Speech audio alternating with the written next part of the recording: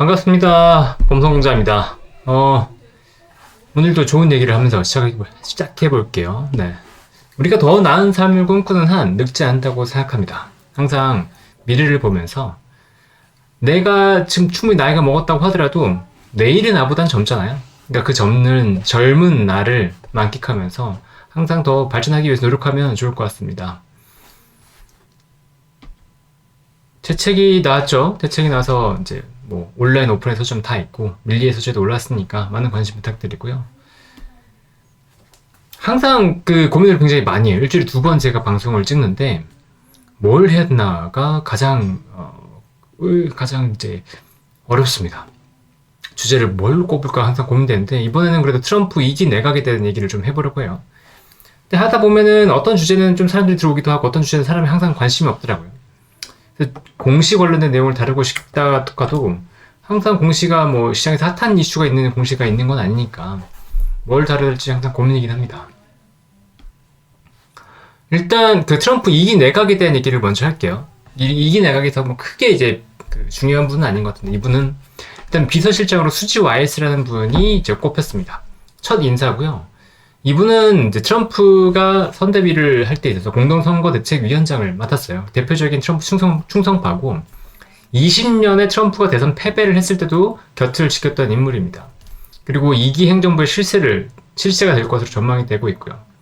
이 1980년대부터 대선 캠프에 참여했으니까 이때 레이건 때거든요. 지금 거의 44년째죠. 그러니까 정치판에서 아주 잔뼈가 굵은 분이다라고 할 수 있는 거고 저는 이게 좀 특이했는데 첫 여성 백악관 비서실장이라고 합니다. 생각보다 미국도 보수적인 것 같아요. 여자 대통령도 아직 없고 비서실장이 여자가 된 것도 이번엔 처음이다.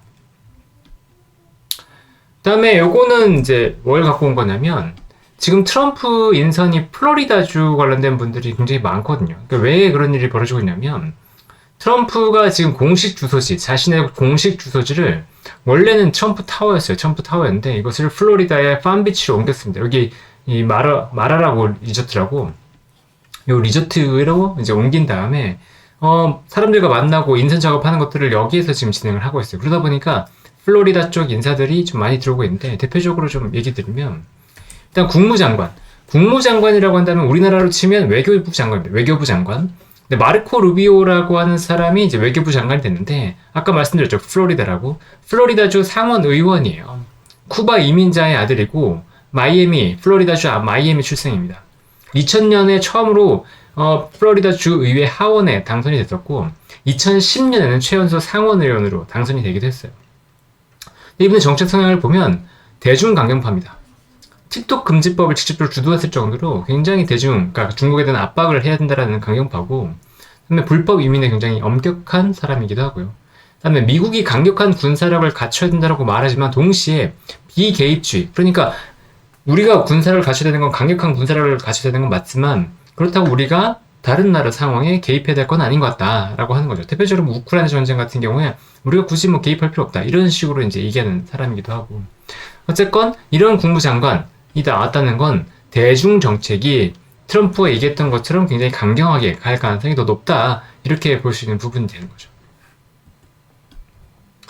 또 이제 외교라인의 쌍두마차라고 볼 수 있는 게 아까 말씀드렸던 국무장관과 백악관 국가안보보좌관인데 이 국가안보보좌관으로 마이클 월츠가 뽑혔습니다. 이분도 역시나 플로리다 출신이에요. 그리고 대표적인 트럼프 충성파입니다. 육군 특수부대 그린베레 출신이기도 하고 그 다음에 군부대에서 한 20몇 년 정도 있었던 분이에요. 근데 장성인데 어쨌든 장성이 아니라 영광급, 그러니까 대령, 소령, 중령 이걸 영광급이라고 하는데 이런 영광급 장교를 기용한 것은 굉장히 이례적이라고 합니다. 정책상을 보면 아까 얘기했던 그 국무장관이랑 비슷해요. 마이클 루비오 국무장관이랑 비슷하게 힘을 통한 평화를 주장하는데 역시나 대중군 강경파입니다. 2022년에 신장의 위구르족, 그러니까 지금 보면 중국의 서북 쪽에 있는 신장 위구르가 있죠. 이 지역을 굉장히 이제 중국이 먹기 위해서 이 지역의 그 토착민들을 탄압하고 있는데 이 신장 위구르족 탄압에 대해서 베이징 동계올림픽을 보이콧해야 된다라고 주장했을 정도이기 때문에 굉장히 대중국 강경파라고 볼 수 있죠. 그래서 외교라인의 쌍두마차 이 두 분의 정책들을 본다고 하면 앞으로 트럼프 2기에는 대중국 압박 정책이 굉장히 강하게 갈 가능성이 높다 이렇게 보입니다. 그 다음에 이제 국경 차르인데 국경 차르로 뽑힌 분은 이제 톰 허먼이에요. 톰 허먼. 근데 이 차르라고 하는 게 원래는 러시아의 황제를 의미하죠. 옛날 러시아의 황제가 차르인데 이 차르는 특정 분야를 미국 내에서 특정 분야를 총괄하는 그 고위 관리를 비공식적으로 부르는 이름이 차르입니다. 그래서 이 국경 관련돼서 이제 차르 국경 관련은 특정 분야 국경 관련된 분야를 총괄하는 고위 관리라고 보시면 되고 이분 같은 경우에는 트럼프 1기에 IC 국장 직무 대행을 맡았던 분이에요. 근데 이 정책 성향을 보면 불법 이민자에 대해서 무관용 원칙을 가지고 있습니다. 그리고 임신부도 불법 이민자가 임신부라고 하더라도 이전에는 이 임신부 그냥 단속 구금에서 예외를 뒀었는데 이 임신부조차도 단속 구금에서 예외를 두면 안 된다라고 하는 분이죠. 그만큼 불법 이민자에 굉장히 강경하게 정책을 펴야 된다라고 얘기하는 분이라고 볼 수 있습니다. 이 국경 차르와 더불어서 또 볼 분은 뭐냐면 국토안보부 장관이에요. 국토안보부 장관이 이제 비슷한 성격으로 이제 같이 일한다고 보면 되는데 이 크리스티 노엄이라고 하는 국토안보부 장관 내정자는 사우스 다코타 주지사입니다. 역시나 트럼프 충성파고요. 사우스 다코타의 첫 여성 주지사이기도 합니다.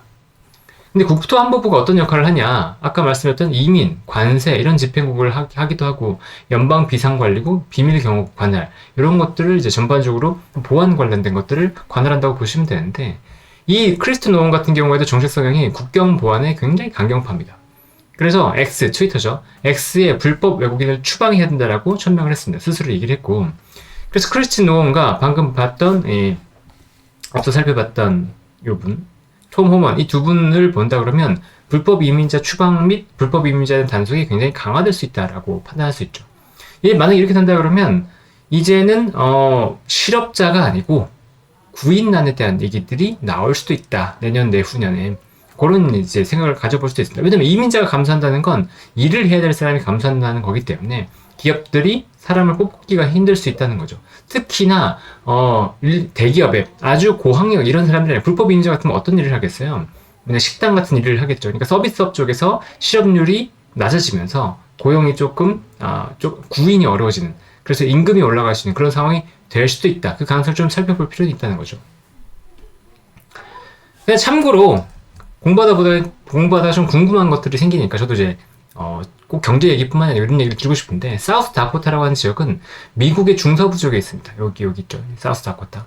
이 사우스니까 당연히 노스도 있을 겁니다. 노스 다코타가 바로 위에 붙어 있고요. 이 미국 중서부 지역에 있고 대평원 지역이에요. 그래서 주요 산업이 농업입니다.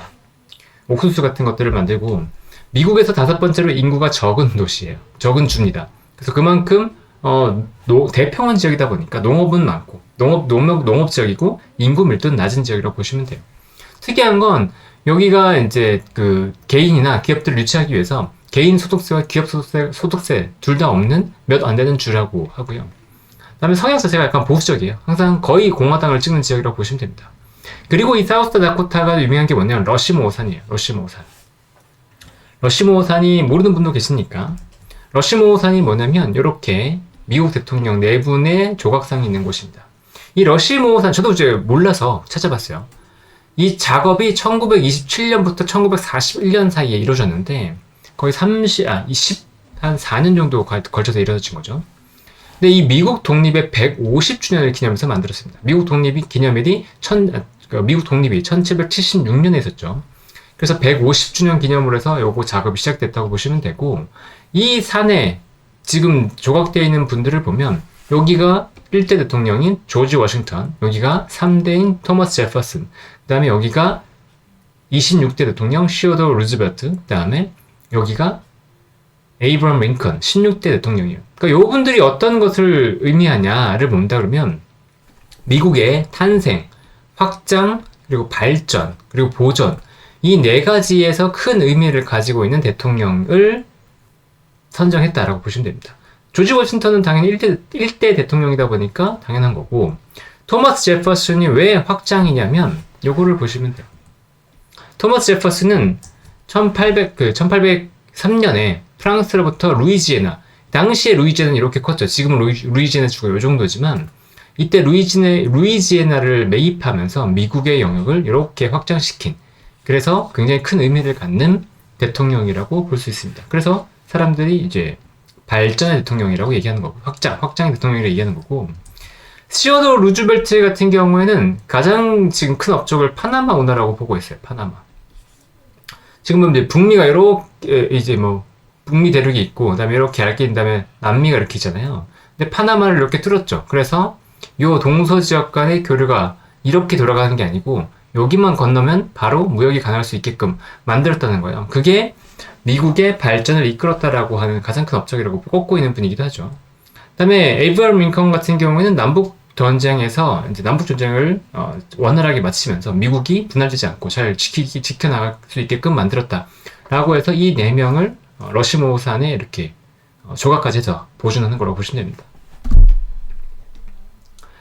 그 다음에 또 이제 요분 중요하죠. 보건복지부 장관인데 로버트 케네디 주니어입니다. 70대인데 몸이 어마어마해요. 운동을 굉장히 열심히 하시는 것 같습니다. 저도 이제 요 정도 70대 요 정도 몸짱이 되는 게 어쨌든 목표인데, 이분이 누구냐면 JFK 유명하죠. 존 F 케네디 암살당한 대통령 있잖아요. 요분의 조카예요. 요분의 조카인데 당연히 이제 케네디가는 민주당 쪽인데 이분은 이번에 원래 무소속으로도 대선 후보로 나왔다가 막판에 트럼프 지지로 돌아섰죠. 그리고 케네디가는 전부 다 이분을 약간 비난하고 있는 상황이라고 보시면 됩니다. 근데 이분이 좀 특이한 게 보건복지부 장관인데 이분이 백신 음모론자예요. 보건복지부 장관인데 백신이 자폐증을 유발한다고 얘기하고 백신 반대를 위해서 정치권 로비도 굉장히 강하게 했던 분입니다. 그러면서 동시에 구충제, 하이드록시 클로로킨, 옛날에 기억나실 거예요. 트럼프가 구충제가 굉장히 좋은 효과가 있다 그러면서 찬양을 했던 기억이 나실 텐데, 이분도 이 구충제가 실제 코로나19에 굉장히 큰 영향을, 큰 이제 치료제인데 이걸 처방 안 했다, FDA가 나쁘다, 이런 식으로 비판하고 구충제를 찬양하는 그런 분입니다. 그리고 대체의학을 신봉해요. 이게 특이한데 FDA를 비판합니다. 건강한 치료법들을 FDA가 그냥 미리 억압했다라고 얘기하는 거죠. 저렴한 치료법들을 억압했다라고 얘기하는데, 이분이 주장하는 게 보면 뭐 마약 같은 환각제, 펩타이드, 줄기세포 뭐 이런 것까지는 이해되는데, 생우유, 그다음에 고압 산소요법, 건기식, 이런 것들이 인간의 건강을 증진시킨다고 얘기를 해요. 그러니까 보건복지부 장관과 약간 맞지 않는 것 같은데 어쨌든 약간 뭐 급진적인 분입니다. 이분이 들어서면서 바이오 기업들이 굉장히 주가가 안 좋았죠. 미국에서. 어제는 좀 반등이 나오면서 안정을 찾는 모습이었는데, 어쨌든 이분이 들어서면서 이제 보건복지부에서 정책이 어떻게 바뀔지 모르겠지만 의외로 펩타이드, 줄기세포, 건기식 관련된 기업들이 다시 한번 부각받을 가능성이 있지 않을까라고 생각이 돼요. 특히나 줄기세포 같은 경우에는 굉장히 외면을 받았던 치료법이거든요. 이게 귀에 걸면 귀걸이, 코에 걸면 코걸이지 특정 어떤 질병에 대해서 정확하게 기전을 갖고 뭔가 치료되는 게 아니다 라는 인식이 있었는데, 이분이 줄기세포 치료제를 약간 강조한다 그러면 FDA에서 줄기세포 관련된 치료제들이 본격적으로 막 승인받고 내릴 수도 있지 않을까 라는 기대를 갖게 됩니다. 그래서 국내 줄기세포 치료제도 한번 볼 필요는 있어 보여요. 그리고 에너지부 장관을 보면 크리스 라이트라는 분이 뽑혔는데, 이분은 리버티 에너지라고 해서 프래킹, 보면은 이게 프래킹이 뭐냐면 셰일 가스를 채굴할 때 있어서 이제 깊은 곳에 있는 셰일층, 진흙층에 있는 가스를 뽑아내는 거잖아요. 근데 그냥 여기에 이제 물을 뿌려서 이게 프래킹, 이게 뭐라고 하죠? 금을 가게 만드는 거죠. 거기서 가스가 새어나와서 가스를 추출할 수 있게끔 만드는 건데, 이 프래킹을 전문으로 하는 기업, 이 리버티 에너지를 설립했고 지금 CEO로 있는 사람이기도 합니다. 당연히 이 프래킹이라고 한다는 것 자체가 화석연료를 긍정적으로 본다는 거기 때문에 화석연료 전도사하기도 하고, 그 다음에 현재의 기후위기는 과장됐다라고 부정하는 분입니다. 그리고 셰일 혁명의 개척자 중 한 명이죠. 당연히 프래킹 같은 것들을 전문을 하는 기업을 창업했기 때문에. 정책 성향을 보면 당연히 화석연료의 생산 확대를 해야 된다라고 얘기하고, 재생에너지에 회의적인 시각을 갖고 있기 때문에 기존의 트럼프가 얘기했던 정책들에서 크게 벗어나지 않는 형태의 정책이 나올 수 있다 라는 생각이 갖게 됩니다. 당연히 LNG 관련된 산업이 좋아질 수 있겠죠. 다음에 내무부 장관을 보면 덕 버검이라고 이분이 뽑혔는데, 이분은 노스다코타의 주지사예요. 아까 사우스다코타는 중서부에 여기 있었고 노스다코타는 여기 바로 위에 있다고 말씀드렸죠. 여기 미국이 이렇게 있으면 이분이 이제 트럼프가 당선되기 전에 어떤 역할을 했었냐면 석유 기업의 임원들과의 소통을 담당했어요. 근데 이분이 내무부 장관이 됐다. 근데 내무부가 어떤 역할을 하냐면 미국의 국공유지와 광물, 국립공원, 야생동물 보호구역 등을 관리하는 역할을 해요. 근데 이 내무부에서 주로 또 하는 게 뭐냐면 내무부가 관리하고 있는 기관에서 석유시추 및 태양광, 풍력 부지를 임대하는 역할을 합니다. 잘 보시면 그러면 이제 그 내무부 장관이 석유시추 쪽으로 이 부지 임대를 적극적으로 하고 이 임대료를 적게 받는다 그러면 당연히 이쪽 산업을 활성화시킬 수 있겠죠. 그래서 정책 성향을 보더라도 화석연료 확대 정책이 더 늘어날 것이다 라는 걸 기대할 수 있는 부분입니다. 그러니까 전체적으로 지금 보면 내무부 장관도 그렇고 에너지부 장관도 그렇고 전반적으로 화석연료를 전반적으로 확대하는 기조로 가겠구나, 셰일가스를 개발하는 그런 방향으로 가겠구나라는 것들을 볼 수 있는 거죠. 참고로 다시 노스다코타를 보면 노스다코타 지역은 역시나 이제 대평원 지역이에요. 농업이 발전되는데 석유 산업도 굉장히 크게 발전했습니다. 당연히 석유 산업이 발전했으니까 아까 말씀드렸던 이 덕 버검 같은 경우에 이분이 노스다코타 주지사인데 이분이 지금 내무부 장관으로 뽑혔으니까 석유 산업을 더 발전시킬 가능성이 높겠죠. 근데 재밌는 건 이 노스다코타가 미국에서 가장 볼 게 없는 주로 꼽히는 주래요. 뭐 재미도 없고 뭐 볼 것도 없고 관광지도 없고. 사우스다코타 같은 경우에는 아까 말씀드렸던 러시모 산이라도 있는데 여기는 진짜 볼 거 없다라고 이제 얘기하죠. 또 알래스카 다음으로 춥대요. 굉장히 춥기 때문에 굳이 여기까지 여행을 갈 필요는 없는 곳이다. 근데 좀 재밌는 건 이게 노스다코타, 사우스다코타로 나뉘어 있는데 여기가 1889년 11월에 동시에 같은 날에 연방에 가입했어요. 같은 날 가입한 주는 이 두 개밖에 없는데 왜 굳이 노스와 사우스로 나눠서 가입했냐라고 본다 그러면 당시에 이제 공화당, 이 지역은 아까 공화당 강세 지역이라고 말씀드렸죠. 공화당이 의석수, 상하원 의석수를 더 얻기 위해서 여기를 나눠서 넣었다고 해요. 어쨌든 뭐 정치적으로 보면 어느 나라든 꼼수는 있다. 이 정도로 볼 수 있을 것 같고, 그 다음에 상무부 장관인데 상무부 장관은 하워드 러트닉이라는 분이 이제 내정이 됐습니다. 인수위원회, 그 트럼프 인수위원회에서 공동위원장을 맡은 분이고 켄터 피츠제럴드라고 하는 이제 금융기관의 CEO인데 요 켄터 피츠제럴드가 9.11 때 굉장히 큰 아픔이 있었어요. 이분이 29살 때 CEO를 했던데 굉장히 젊을 때 CEO를 했거든요. 어쨌든 이때 이 켄터 피츠제럴드가 9.11 그 테러를 당했던 무역타워에 있었어요. 그래서 무역타워에서 형도 죽었고 직원의 3분의 2가 여기서 희생을 당했다고 하더라고요. 어쨌든 이분은 당연히 이제 금융기관 CEO다 보니까 재무부 장관을 원했는데 교통정리에 의해서 상무부 장관으로 내정이 됐습니다. 상무부는 어떤 역할을 하냐면 기업의 지원, 무역 협상, 외국인 투자 확대 이런 역할을 한다고 보시면 돼요.